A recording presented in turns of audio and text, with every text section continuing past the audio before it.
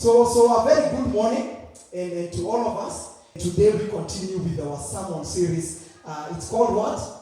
Fight to flourish. Fight to flourish. Fight to flourish. Fight to flourish. So this has been running from Sunday 3rd. So Sunday 3rd, and it's going to continue Sunday 10th today, and then the last one will be next Sunday. Now, to flourish is to grow and develop in a healthy and vigorous way. To grow and develop in a vigorous way, especially as a result of a particular environment. Now in Luke 2:52, we see Jesus Christ growing and developing in a particular way. We see him growing in wisdom. We see him growing in stature, in favor with man and with God. Luke 2:52. And these two, my dear friend, this is your destiny. You are purposed by God to become like his son Jesus Christ. Your purpose, kama hujawahi jua leo, it is to become like Jesus Christ.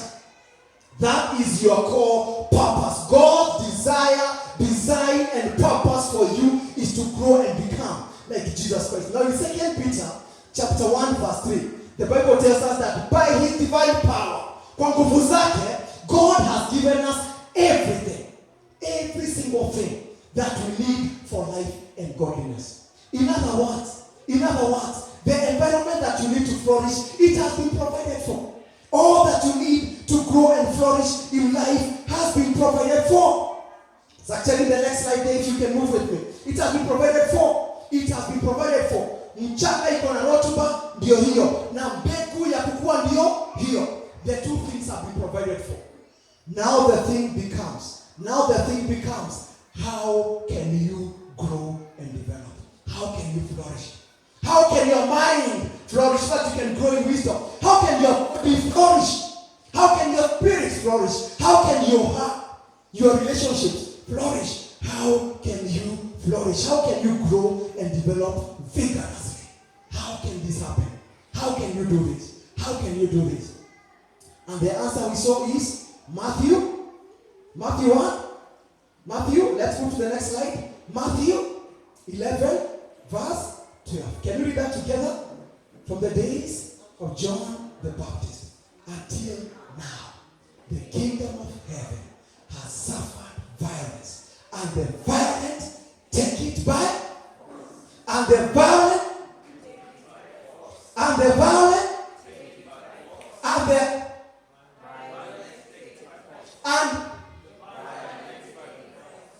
in other words, you have to fight. You have to fight. You have to fight. You have to fight. True Christianity is a fight, and true Christians are soldiers.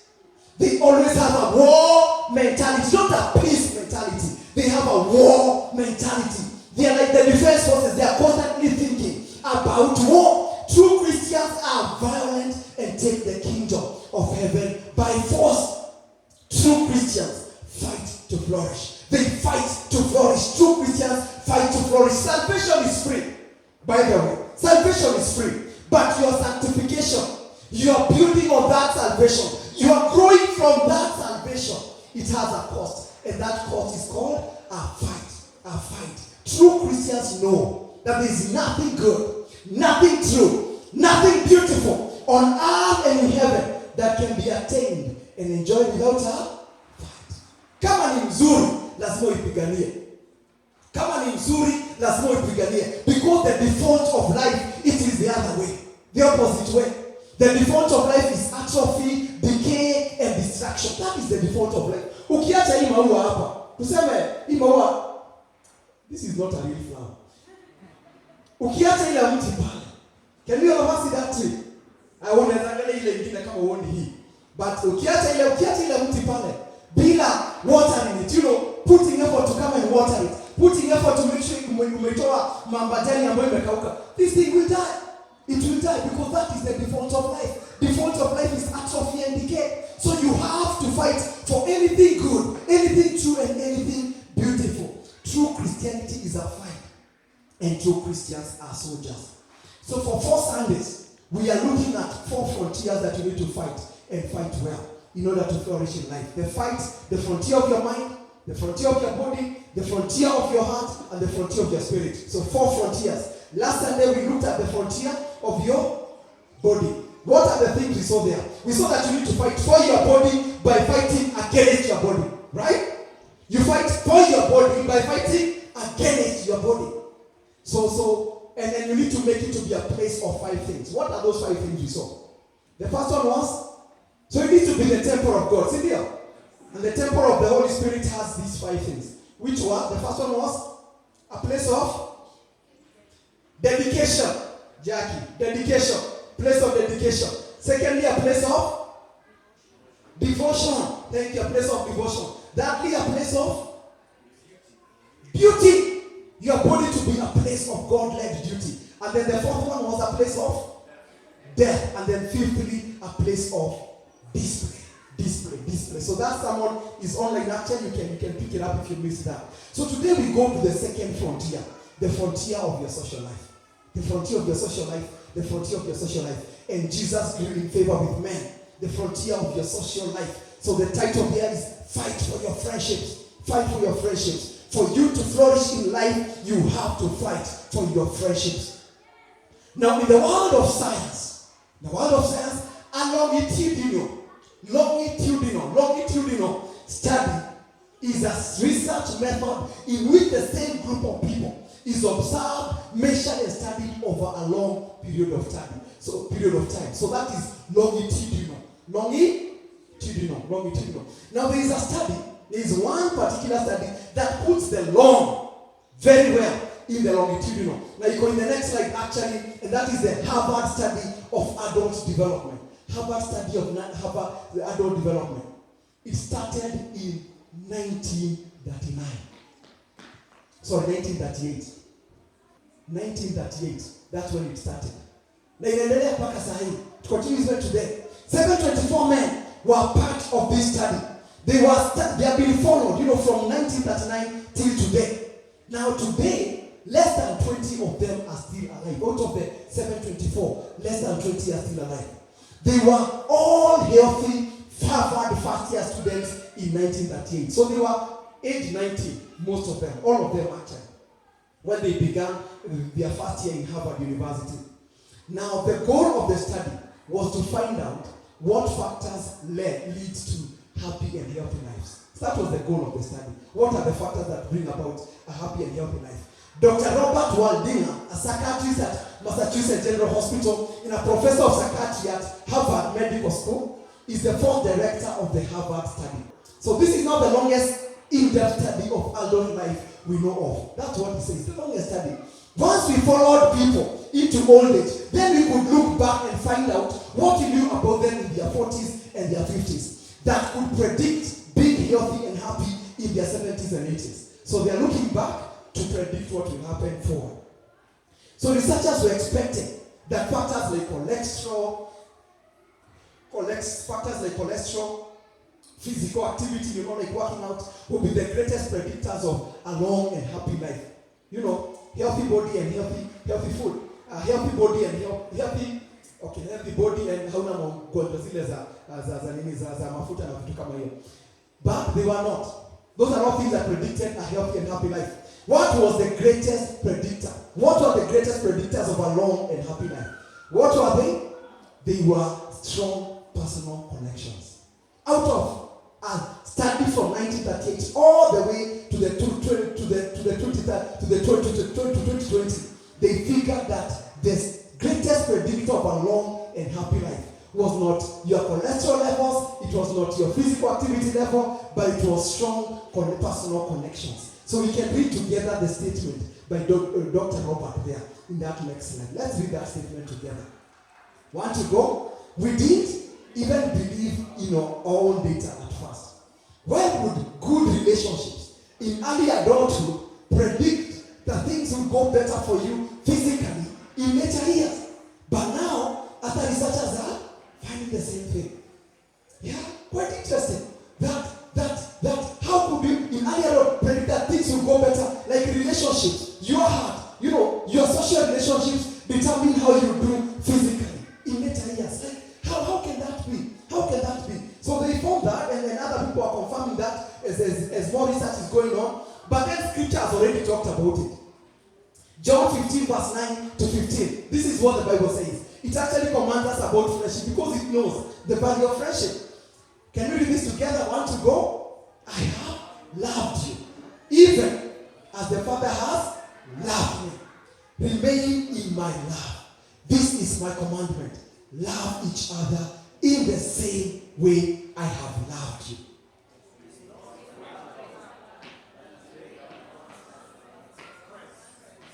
You are my friends if you do what I command. I no longer call you slaves because a master doesn't confide in his slaves. Now you are my friends since I have told you everything the Father told me. This is my command. Love each other. Jesus already knew that for you to live long enough through eternity. Science is showing that for you to live enough through old age, you need social connections. But Jesus already knew that for you to live long enough through eternity, you need what? Friendship. Jesus already knew it, that friendship will take you through time, beyond time, into eternity. Much as man is now confirming friendship for time. Friends and friendship matter. These are direct commands from Jesus, who also set an example for us to follow. And in this, science also proves the master right. In this, science proves the master right. Friends and friendship matter, and they matter big time. If you want to be happy here on earth, you must have friends. If you want to be happy here on earth, you must have friends. If you want to be happy, and if you want to be happy in the world to come, you must have a friend. You must have a friend. So friendship through and through. Friendship in time and friendship beyond time. Friendship is for time and beyond time. True Christians know that there is nothing good, true and beautiful on earth and in heaven that can be attained and enjoyed without a fight. So seeing the value of friendship, it's good for life and good for the next life. Good for this life and good for the next life. So how can you fight and win in the battle, in the fight for your friendships? How can you fight and win in the battle, in the fight for your friendships here on earth and in heaven? So that's the question we're going to be dealing with for the next few minutes. So how can you fight? How can you fight and win the fight for your friendships? How can you fight and win the fight for your friendships? How can you fight and win? How can you fight and win? How can you fight and win? How can you fight and win? So I'd like you to take a moment and pray over this one. Ask the Lord to show you how. As I speak, for the word to come directly to your heart. And through your heart to the rest of your body.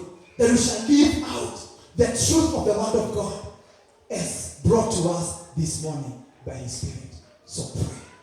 Call on God. Call on God. It's also call on God for myself.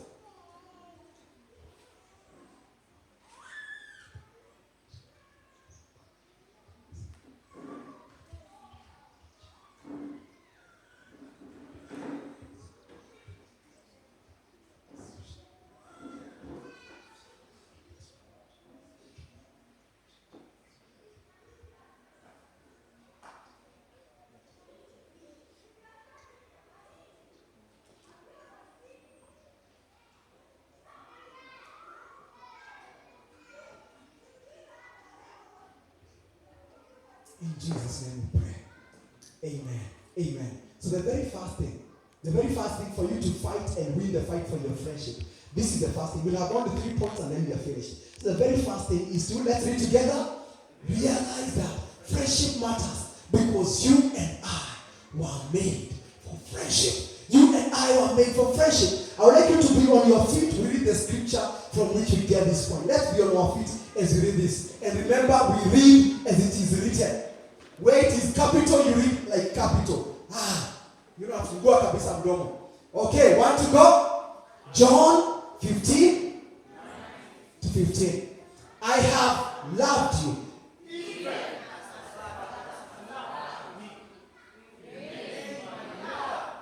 This is my commandment. Love each other in the same way I have loved you. There is no greater love.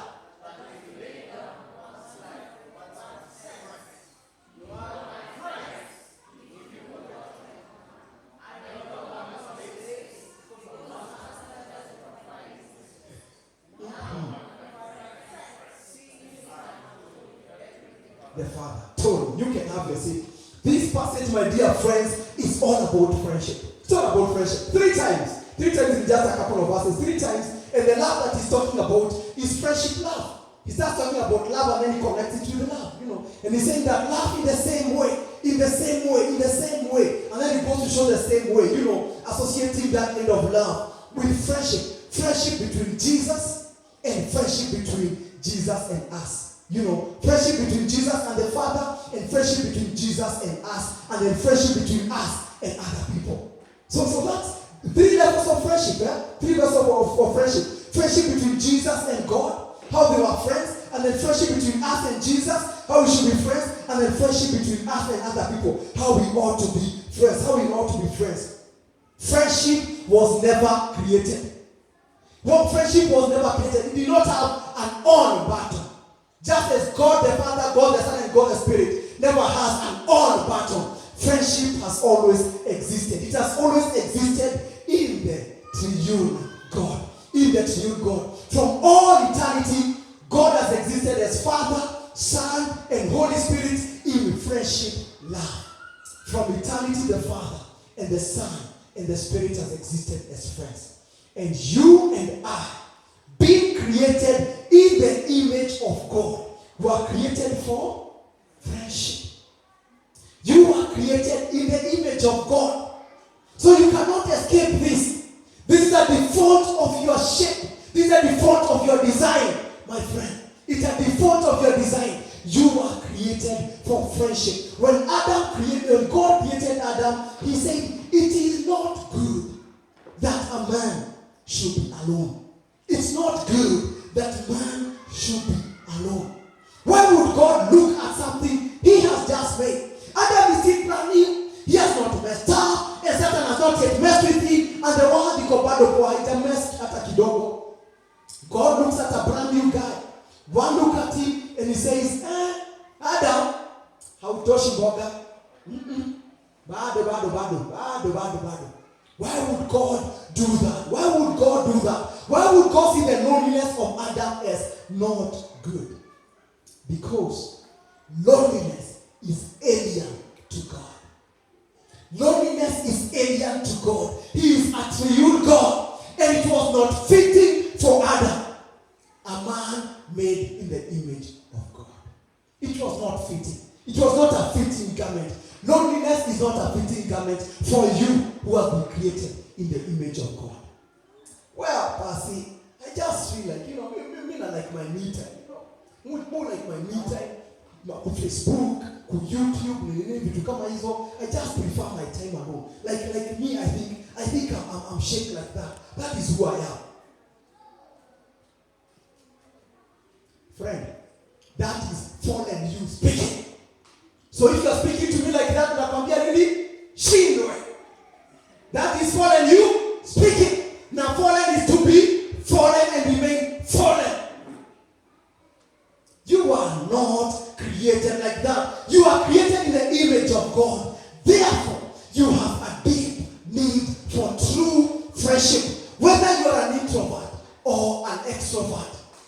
Hizo ni categories tu metengenezwa na mascientists hapa. But the thing is that you are designed, craves for true intimacy with other people, for true friendship. Friendship matters because you are made for it. Now, in view of this reality, how can you fight for your friendship?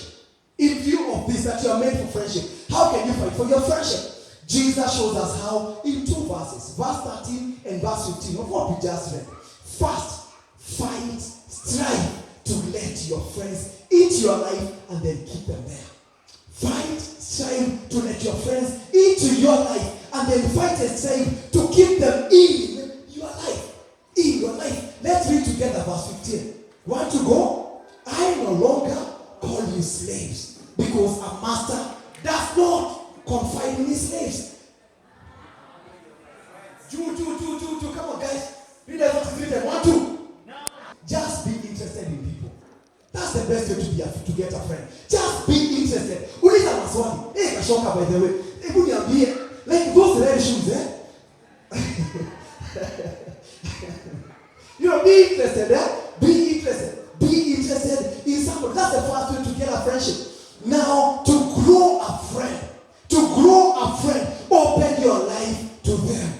open your life to them. You are now my friends since I have told you everything.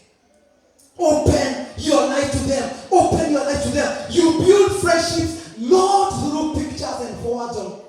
I think you go on the next slide there. And I want us to read together. Want to go? You build friendships not through pictures and forwards on WhatsApp and likes on Facebook. Ujiambie sasa, because I know you do that. Unajiambia nimecommunicate na passion ni best yangu. Want to go.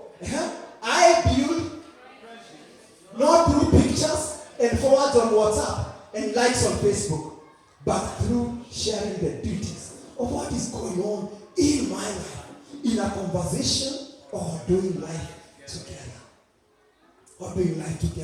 Where are your friends, my friend? Where are your friends? Are they at the doors and windows of your life, peeping in, trying to figure out what is going on inside your house? Where are your friends? Where are your friends? Kwa milango tunadirisha exactly kufigure out, kunaendeleaje kwa ndwati? Okay, hata sio nipo. Are they on the doors and windows of your life trying to figure out, or are they inside your house relaxing in the knowledge of you? Relaxing on that seat in the knowledge of you. Where are your friends? You build friendships not through pictures and forwards on WhatsApp and likes on Facebook, but through sharing the details of what is going on in your life, in a conversation or doing life together. That is how you build friendship. Where are your friends? Strive to let them in, and then strive to keep them in your life. Strive to let them in, and then strive to keep them in. And I'm saying you strive because these days it is not easy. The more available, the more accessible we have become, the less available we are. That's a quotable quote, guys, and it's so true. Niseme tena nikupata namna hii.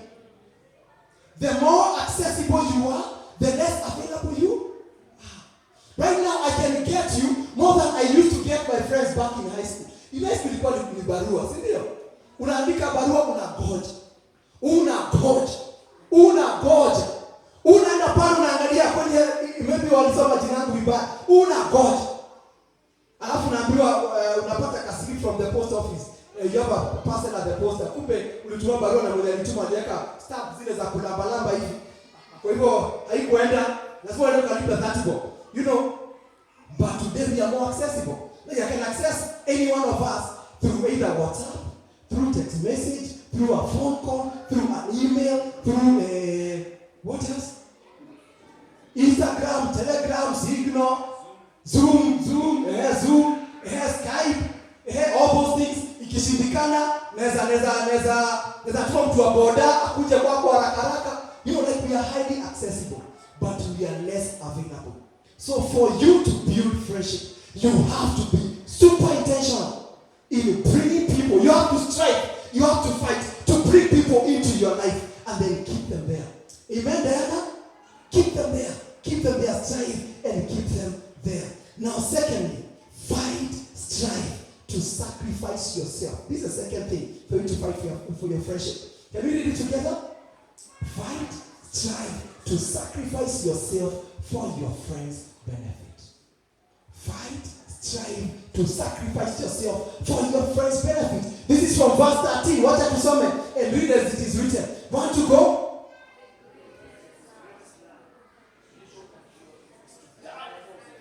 Guys, kuna chai after this. Sawa? Hiyo ina discuss itumia kutumia. I want to go. Let's read again.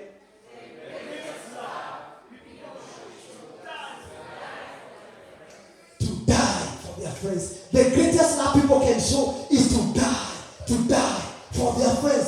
Jesus was so committed to his friends that he did not just die for them.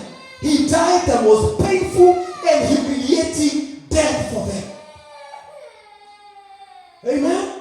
He did not just die, but he died the most painful and humiliating death for his friends. He was busy looking for how to be seen the best, kama kwa Facebook, before his friends. Apana, he was busy looking at how can I benefit my friends, even though it will cost my dignity. Wataniona kwa uchi yangu, because Jesus was crucified, but make did he think about his loins? He did not think about humiliation before his friends. He thought about the benefit for his friends.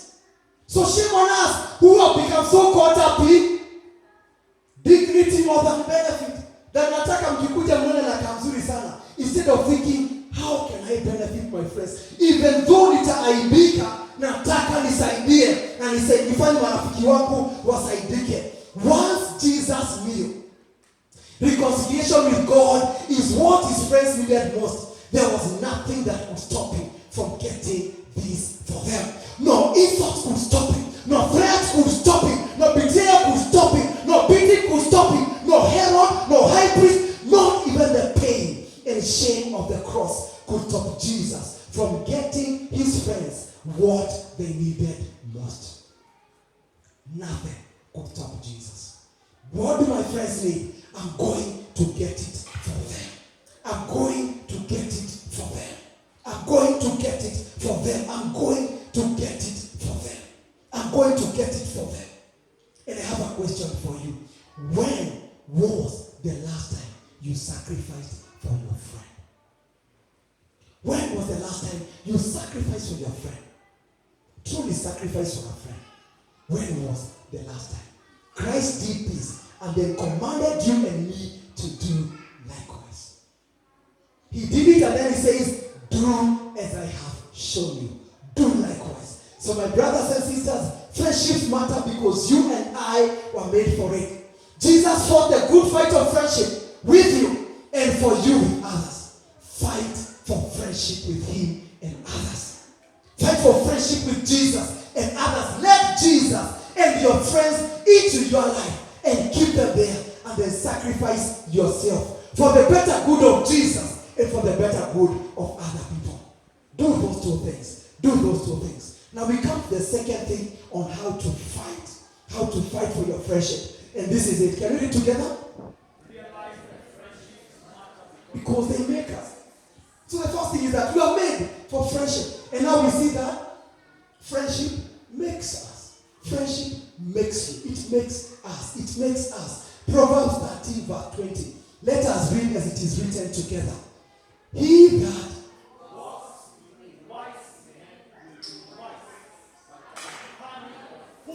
will be So according to this verse, in the exam, want to go. According to this verse, what is the one factor that determines whether you live a life of wisdom or a life of foolishness? 5 marks. One factor you can discuss. One factor. Alafu nimepata jibu ile mkono juu. Haraka. One factor is ati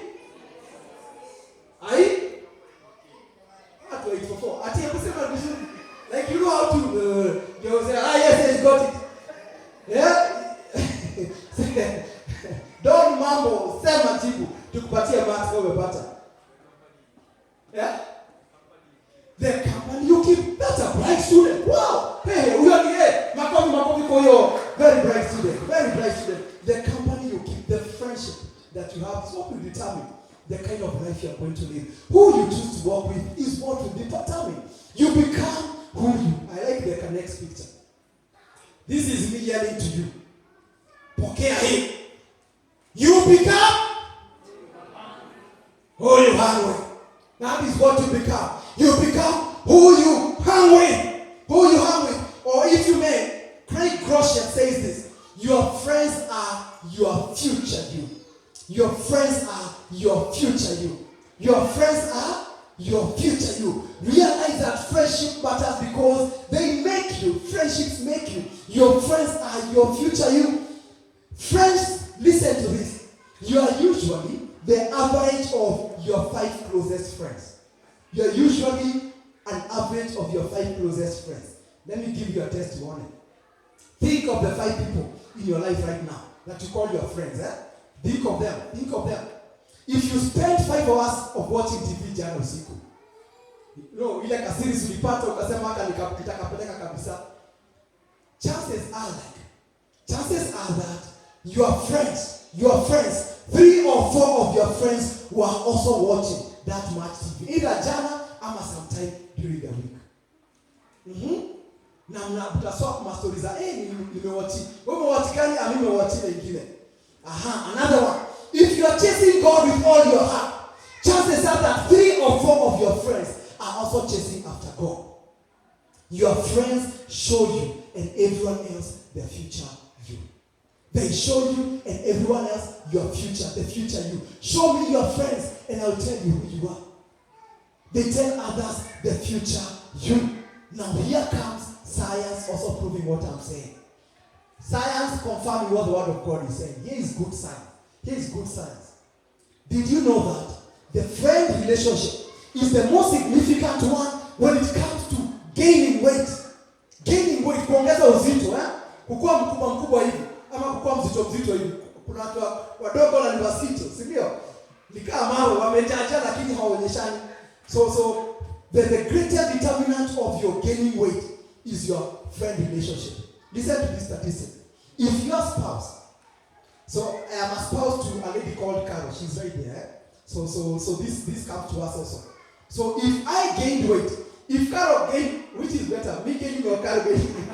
It's again wanaume, I need to go home. You use mine. Okay, so if I gain weight, Carol has 37% chance of gaining weight out of my gaining weight. 37%. So quite not so bad. See, 37%. You're see buyer.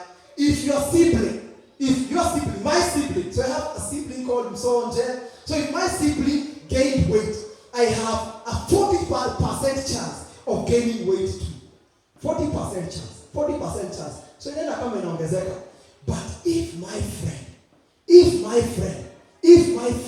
gained weight, if I saw, so that guy who is there, he's my big group leader, we have a lot with him and once. So if I saw gained weight, now let's check how I saw. So if I saw gained weight, the chances. So actually Lydia, well, let me use for Carol because they're not about Carol. So if Lydia gained weight, chances for Carol gaining weight, they jump to 57%. 57% chances that Carol will gain weight. So 37% for me as a spouse, back when I still be by a and you think, that is not peke. But for a friend, 57%. What your friends are eating is a greater indicator of your health habits than your closest family members. Your friends have such a strong hold on you. Your spiritual life and that of your children is more determined by the friends that you choose to work with more than anything else. Show me your friends and I will show you your future. Listen to Proverbs 12:26. It actually confirms again what science is saying. Can we read this together? Want to go? The righteous man is cautious with his friendship, but the way of the wicked leads him astray. You have to choose your friends very wisely because their influence in your life is humongous. It is humongous. The righteous man is cautious. Because they know your friendship makes you. So be cautious. The friendship that you have, they make you. In 2018, researchers studied 34 students at the University of Virginia. Now they took the students to the base of a steep hill. I think the hill is on the next slide there. I was there, I think, nikachukua your picture. Ilikuwa iko selfie, but I didn't have a selfie stick. So they took them to that base of that hill and fitted each of the students with a heavy backpack. Backpack ni rucksack, sindio? Ni bag yoko kwa mgongo. They then asked the students to estimate the steepness of the hill. So remember backpack kubwa mzito, alafu nauliza what is the steepness of the hill? Some students stood next to friends. So some students were standing next to their friends while this exercise was done, and others were standing around. Listen to this. The students who are standing with friends gave lower estimates of the steepness of the hill. And the longer the friends had known each other, the less steep the hill seemed. Mnapata hiyo kizungu? So mwenye alikuwa na mabeshte, alikuwa anasema, si hili inakaa hivi. Akiulizwa anasema, hili inakaa hivi, si kubwa sana. But the one who had longer friends, alikuwa anasema, hii kanakaa hivi. You know, their friends were affecting their perspective. Your perspective about the challenges in life is improved by having good friends around you. Unapata hiyo? Your perspective about the challenges in life is improved or lessened by having friends around you, by the friends around you. So my friends, you are not only made for friendship, but friends make us. Friendships make us for good or for worse. To flourish in life, you have to fight the good fight of friendship. Amen? You have to fight the good fight of friendship. We come to the third and the last point. The third and the last truth is that realize that Jesus is the power behind good friendship. Let's read together.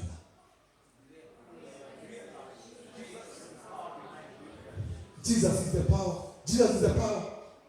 The power behind good friendship comes from the strength of your friendship with Jesus Christ. The power behind good friendship comes from your relationship with Jesus Christ. Body, the quality of our friendship is determined directly by our friendship with Jesus Christ. The quality of our friendship is determined by the strength of our friendship with Jesus Christ. With Jesus Christ. Jesus is the best and most exemplary friend you and I can ever have. And my dear friends, it is friendship with Jesus that enables us to become good friends to the people he brings into our lives. Let's read that again, because this is so huge and important. Want to go? It is friendship with Jesus that enables us to become good friends to the people he brings into our lives. Friendship with Jesus enables. It is friendship with Jesus that gives us the ability to let people into our lives. It's friendship with Jesus that gives us the ability to let people into our lives. Oftentimes, we are not able to do this. It's so within our capacity. If I let John into my life, will he reject and hurt me out of shock or boredom? Will I have the time that friendship requires? I'm too busy. I'm not catered for friendship. You think so? Have a good friendship with Jesus. Atakuonyesha what is possible. He will enable you. John 15 verse 16 says, you did not choose me, but I chose you. I chose you. Jesus looked around. He looked at you. He looked at me. He looked at Henry. Inside and outside. Then made his decision. Come and be my friend. I've looked inside. I've looked outside. Come, be my friend. Outside, I was filthy and unavailable. Because of my sinful behavior and a petty weakness, like the ability to prioritize the important things in life. But he's saying, come and be my friend. Inside, I was worse because of my hypocrisy and my pride. But he said, come and be my friend. In spite of seeing all these things, Jesus called me and said, come and be my friend. Come and be my friend. This, my friends, gives me the ability to let in others into my life. This gives me that grace to let others into my life. I am not afraid to let people into my life because someone more important than other people saw it all, accepted me, and now makes me able to accept others. I'm not afraid. You know, on Friday, we were having a small group meeting, and then one leader said, guys, today is split. Men with men, ladies by ladies. Kila mtu pande. Na today ni feedback. Tunakwambia your character. Umekuwa your character for 2020. Sema attention. Ndio okay. Now tumekuwa every week. What will come out? So we sat down. And I remember this reality sinking deep in my heart, that I am not afraid to share with these guys what is going on in my life. Because Jesus has already seen it and he sorted it out. Na kama hajaisort, he will sort it out. So I'm not afraid.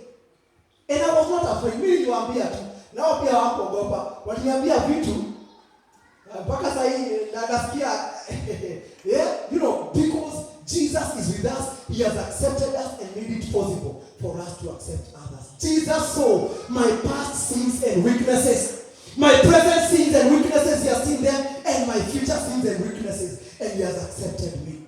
And acceptance by Jesus inspires me to be honest with him and honest with other people about my weaknesses and about my struggles, and pursue being a friend to others in spite of my sins and my struggles. Friendship with Jesus enables me that.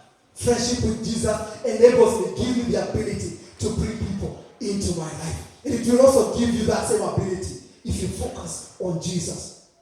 Friendship with Jesus also teaches me how to live with sacrificial grace. It teaches me how to live with sacrificial grace. Sacrificial grace. Sacrificial grace. True friendship, my friends, is hard. True friendship is hard. It's hard. Light friendship is easy. Light friendship ni mbonga too. You know, you make me laugh, I make you laugh, we laugh at each other. We're my friends. As if my best sana. That is light friendship. That is super easy. It's super easy. But true, lifelong, Jonathan David type kind of friendship is hard. It is hard. It is hard because sooner or later, your friend will let you down. Sooner or later, they will let you down. Sooner or later, your friend will be inconsiderate. I will be inconsiderate. To my friends, you will be. Sooner or later, your friend will be selfish. Sooner or later, they are going to be blind to your needs as they focus on themselves. Sooner or later, true friendship is hard. If you don't know how to show sacrificial grace, you are never going to have true friendship, my friends. If you don't have true sacrificial grace, say kwaheri to true friendship. That will never happen. It's only through our friendship with Jesus that we learn and pass to others sacrificial grace. It's through our friendship with Jesus Christ that we learn. We see him doing it. And then we manage to pass it on to other people. It is only in Jesus that we receive and pass to others a friendship that is strong and steady. Come rain, come sunshine. Only through Jesus we receive and then we pass on a strong and steady friendship. Come rain, come sunshine. It's only through Jesus, in Jesus, that we receive and pass on to others a friendship that is strong and steady. Come laughter, come sorrow. Only through Jesus. Only through Jesus. Friendship with Jesus gives us the strength to become the kind of friend we have always wanted for ourselves. Friendship with Jesus. Friendship with Jesus. Only friendship with Jesus our Lord. Only friendship with Jesus our Lord. Only friendship with Jesus our Lord. Friends, no insults could stop Jesus from establishing and building an eternal friendship with you. No insult could stop him. None. No threats could stop Jesus from establishing and building a present and eternal friendship with you. None. No threats could stop him. No beating could stop him. No Herod, no high priest could stop him. Not even the pain and shame of the cross could stop Jesus from establishing and building an eternal friendship with you and for you. He fought for his friends. He fought for his friends. He fought for you. He fought for his friends. He fought for you. Today, this very afternoon, his command to you is this: do likewise. His command to you is this. It's the same. Do likewise. You are made for friendship, and friendship makes you. Like Jesus, fight for friendship. Fight for friendship. Fight for friendship here on earth. Fight for friendship in heaven. Choose well your friends. Choose well your friends. Let them in. Keep them in. Die for them.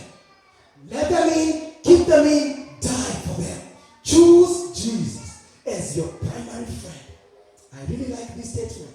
Choose Jesus as your primary friend and let him empower your friendship to others. Can we say this? as we stand up on our feet, choose Jesus as your primary friend and let him empower your friendship to others. Let's say it and make it personal to yourself. I choose Jesus as my primary friend, and I now let him empower me for friendship to other people. And I'd like to invite my friend, my friend Moses, to come and lead us in a song, No Mountain. It's the reckless love of the Father. As we think about the love of Jesus, how Jesus has loved us, and may we allow the love of Christ to inspire us to love other people.